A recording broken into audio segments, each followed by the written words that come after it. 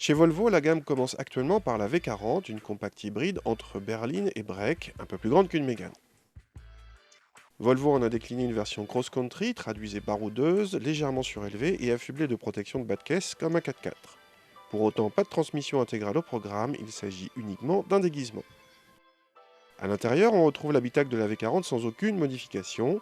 La planche de bord est bien présentée et les passagers avant ont le regard flatté par des matériaux et un assemblage de qualité. Il est possible de modifier l'agencement et les couleurs du combiné de l'instrument.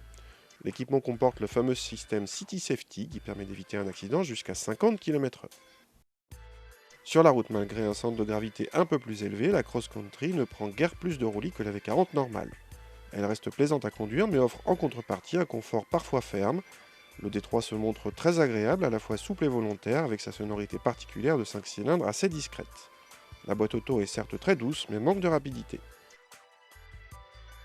À l'arrière, vu les 4,37 m de long de la voiture, on espérait un meilleur accueil des passagers.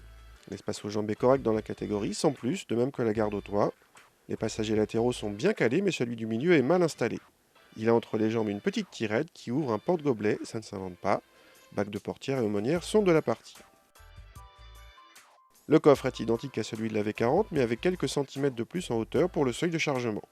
Le volume sous tablette atteint 335 décimètres cubes, soit l'un des chiffres les plus faibles de la catégorie, d'autant plus faible que cette V40 est l'une des plus longues du segment.